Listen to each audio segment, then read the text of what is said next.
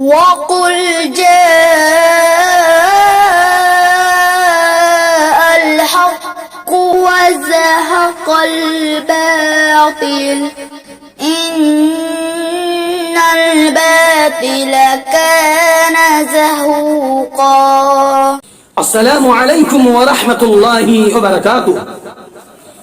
نحمده ونصلي على رسوله الكريم اما بعد فاعوذ بالله السميع العليم من الشيطان الرجيم بسم الله الرحمن الرحيم وما ارسلناك الا رحمة للعالمين۔ سامعین مکرم، ناظرین محترم، نوجوان ساتھیوں، اللہ سبحانہ و تعالی کی توفیق اور اس کی مدد سے آج کے اس مختصر درس میں جس موضوع کو لے کر حاضر خدمت ہوا ہوں وہ موضوع ہے سیرت النبی صلی اللہ علیہ وسلم اور عید میلاد النبی۔ پیغمبر اسلام جناب محمد رسول اللہ صلی اللہ علیہ وسلم کی حیات طیبہ قیامت تک کے آنے والے مسلمانوں کے لیے، دنیائے انسانیت کے لیے نمونہ اور اسوہ ہے۔ اللہ کے حبیب جناب محمد رسول اللہ صلی اللہ علیہ وسلم کی ابتدائی حالات پر غور کریں، آپ کے بچپن کے واقعات پر غور کریں تو اللہ سبحانہ و تعالی نے آپ کا بچپنا بھی بڑا پاکیزہ، بڑا مقدس، بڑا احترام والا بنایا تھا۔ اللہ کے حبیب جناب محمد رسول اللہ صلی اللہ علیہ وسلم دائی حلیمہ کے بیٹوں کے ساتھ بکریاں چرا رہے تھے۔ پیغمبر اسلام جناب محمد رسول اللہ صلی اللہ علیہ وسلم کے بچپن کا واقعہ ہے، کان میں آپ کی سماعت میں کچھ ایسی آواز ٹکرائی جسے بول کی آواز کہا جا سکتا ہے۔ اللہ کے حبیب جناب محمد رسول اللہ صلی اللہ علیہ وسلم نے ایک نوجوان شخص کو کہا کہ آپ ہماری بکریوں کی دیکھ بھال کریں، میں قریب کے گاؤں میں جا کر دیکھتا ہوں کہ کیا ماجرا ہے۔ چنانچہ پیغمبر اسلام جناب محمد رسول اللہ صلی اللہ علیہ وسلم وہاں تشریف لے گئے۔ ابھی آپ کا بچپنا ہے، وہاں جا کر دیکھا تو نکاح ہو رہا تھا، شادی کا موقع تھا، اس لیے وہاں ڈھول بجائے جا رہے تھے۔ اللہ کے حبیب جناب محمد رسول اللہ صلی اللہ علیہ وسلم کو اللہ سبحانہ و تعالی نے نیند کی آغوش میں سلا دیا۔ آپ صلی اللہ علیہ وسلم کو اللہ سبحانہ و تعالی نے اس خرافاتی مناظر کو دیکھنے سے روک دیا۔ یہ آپ صلی اللہ علیہ وسلم کا بچپن کے واقعات کہ آپ کا ماضی، آپ کا بچپن بھی بڑا پاکیزہ اور نہایت ہی مقدس تھا۔ رسول رحمت جناب محمد رسول اللہ صلی اللہ علیہ وسلم حرم کعبہ کی تعمیر ہو رہی تھی، تمام کے تمام لوگ پتھروں کو ڈھو ڈھو کے لا رہے تھے، دیوار حرم کی تعمیر کر رہے تھے۔ آپ کے چچا حضرت عباس ابن عبد المطلب رضی اللہ تعالیٰ عنہ نے کہا کہ بھتیجے پتھر اٹھا کے لا رہے ہو، آپ کا کندھا کہیں چھل نہ جائے۔ آپ صلی اللہ علیہ وسلم یہ زار باندھے ہوئے تھے، لنگی باندھے ہوئے تھے، کہا کہ اس لنگی کو نکال کر اپنے کندھے پر رکھ لیں، پھر پتھر کو ڈھوئیں۔ چنانچہ پیغمبر اسلام جناب محمد رسول اللہ صلی اللہ علیہ وسلم اپنی لنگی کو کھول کے کندھے پہ رکھا کہ وہ فوراً بے ہوش ہو گئے، گر پڑے۔ انہیں ہوش اس وقت آیا جب ان کے جسم پر لنگی باندھ دی گئی۔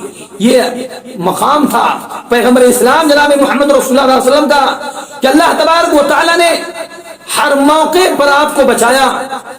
آئیے میں آپ کو بتاتے ہی چلوں، حرم کعبہ کی دیوار تیار ہو گئی اور تمام سرداران قریش اس بات کو لے کر بضد تھے کہ حجر اسود کو میں اٹھا کے اس کے اصلی مقام پر نصب کروں گا.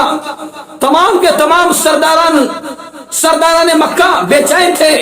عن قریب ان میں جنگ چھڑ جاتی، عن قریب میانوں سے تلوار نکل جاتا. پیغمبر اسلام جناب محمد رسول اللہ صلی اللہ علیہ وسلم آپ بچپن سے امین تھے، صادق تھے. لوگوں نے کہا کہ یہ امین اور صادق جناب محمد رسول اللہ صلی اللہ علیہ وسلم جو فیصلہ سنائیں گے ہم اس کو ماننے کو تیار ہیں.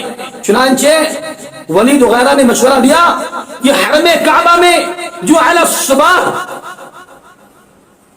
پہلے داخل ہوگا، پہلے انٹر کرے گا، ہم اس کے فیصلے کو ماننے کو تیار ہیں. چنانچہ پیغمبر اسلام جناب محمد رسول اللہ صلی اللہ علیہ وسلم حرم میں داخل ہوتے ہیں اور لوگ آپ صلی اللہ علیہ وسلم کی آمد کی خوشی میں کہنے لگے جا صادق جا الامین، امین آ گئے، صادق آ گئے.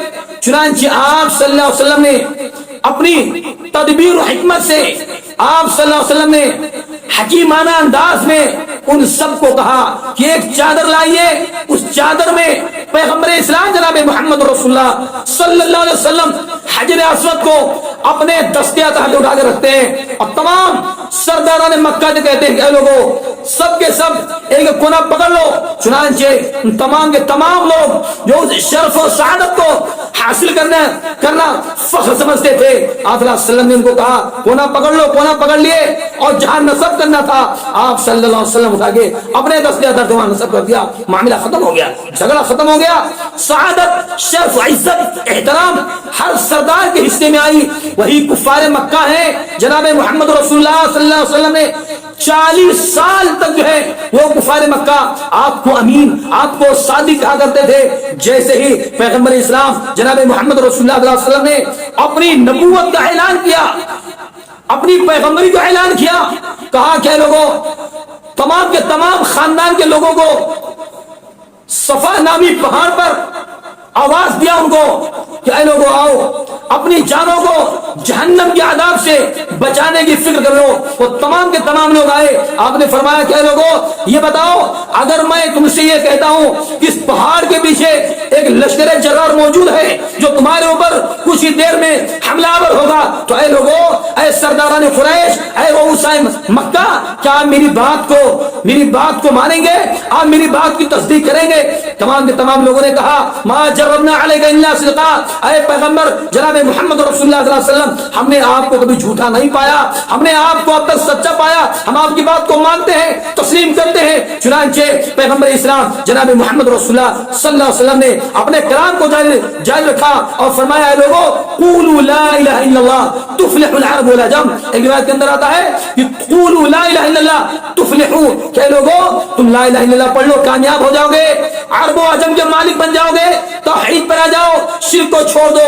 چنانچہ سب سے پہلا گالی کا پتھر نبی ہونے کے بعد پیغمبر اسلام جناب محمد رسول اللہ صلی اللہ علیہ وسلم پر جو پھینکا گیا، آپ کو جو لعنتان کیا گیا وہ کوئی اور نہیں تھا، پیارے پیغمبر جناب محمد رسول اللہ صلی اللہ علیہ وسلم کا چچا ابو لہب تھا. ابو لہب نے کیا کہا تبا لک یا محمد الہذا جمعتنا، کہ تمہارے ہاتھ ٹوٹ جائے کیا اسی لیے تم نے ہم کو یہاں جمع کیا تھا، بلایا تھا. چنانچہ انجام ہوا ابو لہب کا کہ اللہ کے نبی صلی اللہ علیہ وسلم بحفاظت تھے. انجام برا ہوا ابو لہب کا، اس کے ہاتھ ٹوٹ گئے، وہ ہلاک ہوا، برباد ہوا. تو اللہ کے حبیب، حالانکہ وہ ابو لہب کہ پیغمبر اسلام جناب محمد رسول اللہ صلی اللہ علیہ وسلم کی ولادت بسعادت کی جیسے اس کو خوشخبری ملی، اس نے اپنی باندھی اپنی لوڑی سویبیا کو اس نے آزاد کر دیا. مگر توحید کی بات آئی، منکر ہو گیا. جناب محمد رسول اللہ صلی اللہ علیہ وسلم لعن طعن کرنے لگا، ہلاکت کے لیے بددعائیں کرنے لگا.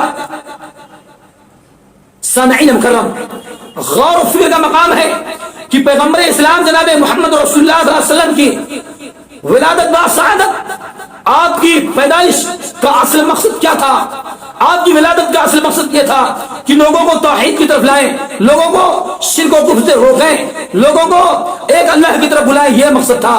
مگر آج امت مسلمہ شرک و کفر میں کس قدر ڈوبی ہوئی ہے، خرافات میں ڈوبی ہوئی ہے. آئیے میں آپ کو بتاتے ہوں چلو. یہ ربیع الاول کا مہینہ چل رہا ہے، ربیع الاول کے مہینے میں پیغمبر اسلام جناب محمد رسول اللہ صلی اللہ علیہ وسلم پیدا ہوئے، کوئی اختلاف نہیں ہے، کوئی اختلاف نہیں۔ اسی ربیع الاول کے مہینے میں پیغمبر اسلام جناب محمد رسول اللہ صلی اللہ علیہ وسلم کی وفات ہوئی، کوئی اختلاف نہیں، کوئی اختلاف نہیں۔ اگر اختلاف ہے تو آپ صلی اللہ علیہ وسلم کی پیدائش میں اختلاف ہے۔ تمام سیرت نگاروں نے یہ لکھا ہے کہ اللہ کے حبیب رحمت للعالمین کے اندر اور دیگر کتب کے اندر جو سیرت کے اوپر لکھی گئی ہے، سیرت نگاروں نے لکھا ہے کہ پیغمبر اسلام جناب محمد رسول اللہ صلی اللہ علیہ وسلم کی ولادت باسعادت 9 ربیع الاول کو ہوئی ہے۔ یہاں اختلاف ہے۔ ہم اپنے بچپن میں سنا کرتے تھے 12 وفات کا ذکر ہوتا تھا، چند لوگوں کو بلا کے اللہ کے نبی کی سیرت کو سن لیا جاتا، سماعت کر لیا جاتا، مگر حالات بدلتے گئے۔ اللہ کے حبیب جناب محمد رسول اللہ صلی اللہ علیہ وسلم کے نام پر پیدائش کے نام پر خوشیاں مناتے ہیں۔ کیا اللہ کے نبی کی آمد کا یہ مقصد تھا؟ جس عمل کو پیغمبر اسلام جناب محمد رسول اللہ صلی اللہ علیہ وسلم نے اپنی 63 سالہ حیات طیبہ میں انجام نہ دیا ہو، یعنی کیک نہ کاٹا ہو، پیدائش کے نام پہ کھجور نہ بانٹا گیا ہو، پیدائش کے نام پہ اور دیگر خلافات نہ کیا گیا ہو، پیدائش کے نام پہ اور کسی بھی ایسے عمل کو ایجاد نہ کیا گیا ہو، آج اس عمل کو متبرک سمجھ کے، نیکی سمجھ کے، حصول برکت کا ذریعہ سمجھ کے اس بدعت والے کام کو عوام تو کل انعام ہے، علماء حضرات اس کام کو تکمیل تک پہنچاتے ہیں۔ آئیے دیکھیں صحابہ کرام کیا جناب محمد رسول اللہ صلی اللہ علیہ وسلم دشمن تھے؟ حضرت ابوبکر صدیق رضی اللہ تعالیٰ عنہ کے زمانے میں 2 بار ایسا وصال آیا، آپ نے نہیں منایا۔ حضرت عمر فاروق رضی اللہ تعالیٰ عنہ کے زمانے میں 10 بار آیا، آپ نے عید میلاد النبی کا جشن نہیں منایا۔ حضرت عثمان غنی رضی اللہ تعالیٰ عنہ جو داماد رسول تھے انہوں نے نہیں منایا۔ حضرت علی رضی اللہ تعالیٰ عنہ مسلمانوں کے 5 سال تک خلیفہ بنے رہے، امیر المومنین کے مقام پر فائز رہے، انہوں نے نہیں منایا۔ اور اس کے بعد اور نزدیک آئیے حضرت امام ابو حنیفہ رحمۃ اللہ علیہ 70 سال کی عمر میں ایک بار بھی عید میلاد النبی نہیں منایا۔ امام شافعی رحمۃ اللہ علیہ نے نہیں منایا، امام مالک رحمۃ اللہ علیہ نے نہیں منایا، امام احمد بن حنبل رحمۃ اللہ علیہ نے عید میلاد النبی کا جشن نہیں منایا۔ لاؤ قرآن کی دلیل دو، ایک بھی حدیث دکھا دو، ہم اس کو ماننے کو تیار ہیں۔ اللہ کی قسم ہے صبح کا سورج بعد میں نکلے گا، ہم پہلے اس کو منائیں گے۔ مگر پیارے دلیل تو دو، صحابہ کا عمل تو دکھاؤ، عشر مبشرہ کا عمل دکھاؤ، ائمہ اربعہ کا عمل دکھاؤ۔ اور جو ہے امام بخاری رحمۃ اللہ علیہ سیاہ ستہ کے ائمہ نے کیا منایا؟ نہیں منایا۔ اور قریب آؤ اپنے ہندوستان کے جو ولیوں کے نام مشہور ہیں، مثال کے طور پہ خواجہ غریب نواز رحمۃ اللہ علیہ نے کیا اپنی زندگی میں عید میلاد النبی کا جشن منایا؟ ایسے سید سالار مسعود قادری بہرائچ والے رحمۃ اللہ علیہ کیا انہوں نے کبھی جشن عید میلاد النبی منایا؟ ہندوستان کے اندر جتنے بھی ولی ہیں کیا انہوں نے کبھی عید میلاد النبی منایا؟ اس کی دلیل کیا ہے؟ پتا چلا آج کے علماء اس عید میلاد النبی کو ثابت کرنے کے لیے قرآن کریم کی آیات کی منمانی تعویلات کرتے ہیں۔ فبذلک فلیفرحوا وخیر مما یجمعون، اس طرح کی جو ہے آیات سورہ یونس کی پیش کرتے ہیں کہ اللہ تعالیٰ نے کہا خوش ہو جاؤ۔ یہ کون سی خوشی ہے؟ کیوں بھائی منمانی خود بدلتے نہیں، قرآن کو بدل دیتے ہیں، منمانی تعویلات کرتے ہیں۔ میرے بھائیوں، پیغمبر اسلام جناب محمد رسول اللہ صلی اللہ علیہ وسلم کے آنے کا، آپ کی بعثت کا مقصد یہ تھا کہ لوگوں توحید کی طرف آؤ، شرک سے بعد آ جاؤ، جہنم سے بچنے کی فکر کر لو۔ آئیے میں آپ کو اور بتا دوں چلوں کہ اللہ کے حبیب جناب محمد رسول اللہ صلی اللہ علیہ وسلم جب وہی مکہ والے آپ کی دعوت توحید کو ٹھکرانے لگے، حالانکہ مکہ والے نبوت سے قبل آپ صلی اللہ علیہ وسلم کو امین اور صادق کے نام سے پکارا کرتے تھے، جب آپ صلی اللہ علیہ وسلم توحید کی دعوت کو عام کرنا شروع کیا، مکے میں آپ صلی اللہ علیہ وسلم کو پتھروں سے استقبال کیا گیا۔ اللہ کے حبیب صلی اللہ علیہ وسلم نکل جاتے مکہ کے گلی کوچوں میں توحید کا اعلان کرتے تھے، وہی مکہ والے جو نبوت سے قبل امین کہتے تھے، صادق کہتے تھے، اب پتھروں سے آپ کی سواگت کر رہے ہیں، آپ کا استقبال کر، آپ کے سر کو پھوڑ رہے ہیں۔ اما خدیجہ کبریٰ رضی اللہ تعالیٰ عنہا آپ کے زخم کو دھوتی، مرہم پٹی کرتی اور کہتی ہیں کہ اللہ تعالیٰ آپ کو ضائع اور رسوا نہیں کرے گا۔ چنانچہ پیغمبر اسلام جناب محمد رسول اللہ صلی اللہ علیہ وسلم کو نبوت ملنے کے بعد کفار مکہ نے چین سے بیٹھنے نہیں دیا، کفار مکہ نے آپ صلی اللہ علیہ وسلم کو راحت کی سانس لینے نہیں دیا، آپ کو مجبور کر دیا۔ چنانچہ پیغمبر اسلام جناب محمد رسول اللہ صلی اللہ علیہ وسلم حرم کعبہ میں نماز پڑھ رہے ہیں، ابو جہل بدبخت گیا قریب سے اونٹ کی اوجھڑی لایا، پیغمبر اسلام جناب محمد رسول اللہ صلی اللہ علیہ وسلم کی پشت پر آپ کی قبر پر ڈال دیا، کفار کے سرغنہ ٹھٹھا مار کر ہنسنے لگے، چنانچہ آپ کی لختے جگر ننھی فاطمہ آتی ہیں روتے ہوئے اور آپ کے پشت پر سے اس اونٹ کی اوجھڑی کو ہٹاتی ہیں۔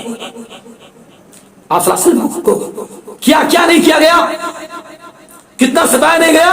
آپ صلی اللہ علیہ وسلم کے گلے میں چادر کا فندہ ڈال کر چادر کو کسا گیا، آپ کی آنکھیں ابل آئیں۔ حضرت ابو بکر صدیق رضی اللہ تعالیٰ عنہ آئے، کہنے لگے ظالمو اتقتلون رجلا ان یقول ربی اللہ، کیا تم ایسے شخص کو مار ڈالنا چاہتے ہو تو یہ کہتا ہے کہ میرا رب اللہ سبحانہ و تعالیٰ ہے؟ اتنا ظلم مت کرو۔ پیغمبر اسلام جناب محمد رسول اللہ صلی اللہ علیہ وسلم تنگ آ گئے مکہ والوں کے ظلم و ستم سے، آپ صلی اللہ مایوس ہو گئے، نا امید ہو گئے۔ مکہ سے قریب 55 کلومیٹر کی دوری پر طائف نامی شہر آج بھی موجود ہے، وہاں گئے، وہاں کے لوگ بھی آپ صلی اللہ علیہ وسلم کو نہیں پہچانا، ایسی عظیم المرتبہ شخصیت کو نہیں پہچانا، افضل البشر، افضل الانبیاء، امام الانبیاء کہ صلی اللہ علیہ وسلم ہم لوگ جس کے امتی ہیں، ان ظالموں نے نہیں پہچانا، آپ کو پتھروں سے مارا، پریشان کیا، زخمی ہو گئے۔ آپ صلی اللہ علیہ وسلم کے پاس ملک الجبال آتا ہے، پہاڑوں کا فرشتہ، واقعات کی تفصیل میں جانا نہیں چاہتا، کہا کہ اے اللہ کے حکم دیجئے میں طائف والوں کو ان دو پہاڑیوں کے بیچ میں رکھ کر پیس دیتا ہوں۔ چنانچہ آپ صلی اللہ علیہ وسلم نے فرمایا نہیں، نبی رحمت صلی اللہ علیہ وسلم نے نکال جگہ نہیں، یہ ہم کو نہیں سمجھتے، نہ سمجھائیں، ممکن ہے کہ ان کی اولاد میں جو چند لوگ ایمان لائیں۔ فتح مکہ کے سن 10 ہجری کے بعد سن 10 ہجری تک طائف کے تمام لوگ ایمان لے آئے۔ آپ صلی اللہ علیہ وسلم طائف سے مکہ جانے لگے، آپ کو خبر ملی کہ لوگوں نے روک دیا کہ آپ مکے میں داخل نہیں ہو سکتے، چنانچہ عدی بن مطعم شخص تھے، وہ اپنے بیٹوں کو بھیجا، کہا جاؤ تلوار لے کے جاؤ اور جو تم دونوں کی راہ میں آئے اس کو سمجھا دینا کہ کون ہے جو اپنی بیوی کو بیوہ بنانا چاہتا ہے، کون ہے وہ شخص جو اپنے بچوں کو یتیم بنانا چاہتا ہے۔ میں چاہتا ہوں محمد رسول اللہ صلی اللہ علیہ وسلم کو لے کر میں آتا ہوں، مکے میں کون ہے جو آئے ہمارا راستہ روک دے۔ چنانچہ آپ صلی اللہ علیہ وسلم ان دونوں نوجوانوں کی اور تلواروں کے سائے میں مکۃ المکرمہ میں داخل ہوتے ہیں۔ اللہ کے حبیب صلی اللہ علیہ وسلم جو تمام انسانیت کے لیے سراپا رحمت بن کر تشریف لائے، آپ کی ذات گرامی وہ ہستی ہے کہ عرب کی زمین جس نے ساری ہلا دی، آج وہ عمل انجام دیا جا رہا ہے جس عمل کو پیغمبر اسلام جناب محمد رسول اللہ صلی اللہ علیہ وسلم کے زمانے میں ان کافروں نے بھی انجام نہیں دیا ہوگا۔ آج آپ صلی اللہ علیہ وسلم کے نام پر یہ کلمہ پڑھنے والے مسلمان جو خرافات کرتے ہیں، اللہ کی قسم ہے ان باتوں کا کوئی دلیل نہیں، نہ قرآن سے ملتا ہے ثبوت، نہ حدیث سے ثبوت ملتا ہے۔ من مانی تعویلات کرنے والے لاؤ، دکھاؤ، دلیل دبا کرو، دلائل کی روشنی دبا دے کرو، ہم تمہاری بات ماننے کو تیار ہیں، مگر بدباطنیت مت پھیلاؤ، بدعت اور خرافات کا عمل انجام مت دو۔ اللہ کے حبیب جناب محمد رسول اللہ صلی اللہ علیہ وسلم کو آپ صلی اللہ علیہ وسلم نے فرمایا کہ اللہ سبحانہ و تعالی ایک بھی بدعتی شخص کے عمل کو قبول نہیں فرماتا، ایک بھی بدعتی اشخاص کے نیکی والے کاموں کو اللہ قبول نہیں فرماتا جب تک کہ وہ شخص اپنی بدعتیانہ حرکتوں سے باز نہ جائے۔ اللہ سبحانہ و تعالی ایک کافر کو توبہ کرنے کی توفیق دیتا ہے، مگر ایک بدعتی شخص جب تک وہ اپنی ذات سے، اپنے کمالات سے، بدعت و خرافات سے توبہ نہیں کرتا، اللہ سبحانہ و تعالیٰ اس کی عبادت کو قبول نہیں فرماتا۔ اس لیے اللہ کے حبیب جناب محمد رسول اللہ صلی اللہ علیہ وسلم کی بعثت کا کیا یہی پیغام ہے کہ لوگوں عید میلاد النبی بناؤ؟ جناب محمد رسول اللہ صلی اللہ علیہ وسلم اپنی آخری مرض الموت میں اما عائشہ رضی اللہ تعالیٰ عنہ نے کان لگا کر سنا، اس قدر آپ کمزور تھے، آپ کی آواز اس قدر ضعیف تھی کہ آواز نکل نہیں رہی تھی، اما عائشہ رضی اللہ تعالیٰ عنہ نے کان لگا کر سنا، آپ نے فرمایا تھا الصلاۃ الصلاۃ او ما ملکت ایمانکم۔ آج عید میلاد النبی کے جلوس میں کون ہے وہ شخص جو اس دن نماز کی پابندی کرتا ہو، سب جو ہے خرافات میں لگے رہتے ہیں. میرے بھائیوں میرے بزرگوں ان خرافات سے توبہ کر لو, سچے پکے محب بنو, جناب محمد رسول اللہ صلی اللہ علیہ وسلم کی لائی شریعت کی اتباع پیروی کرو, پیروی کے اندر خیر ہے. بدعت والے کام کر کے اللہ سبحانہ و تعالیٰ آپ سے راضی خوش نہیں ہوگا. اس لیے پیغمبر اسلام جناب محمد رسول اللہ صلی اللہ علیہ وسلم کے دنیا میں آپ کی آمد کا مقصد تھا لوگوں توحید کی طرف آؤ, اے لوگوں اللہ کی طرف آؤ. آج امت مسلمہ توحید کو چھوڑ کر بقیہ سارا کام خرافات والا کام کر رہے ہیں. اللہ سے دعا کرتے ہیں کہ اللہ سبحانہ و تعالیٰ ہم مسلمانوں کو نبی کی بعثت کا مقصد سمجھنے کی توفیق عطا فرمائے. خرافاتی عمل سے اللہ ہم سب کو مکمل طور پر پوری زندگی اجتناب کرنے کی توفیق عطا فرمائے. اللہ سبحانہ و تعالی ہم سب کو نماز کی پابندی کرنے کی توفیق عطا فرمائے. آمین. وآخر دعوانا ان الحمد للہ رب العالمین. والسلام علیکم ورحمۃ اللہ وبرکاتہ.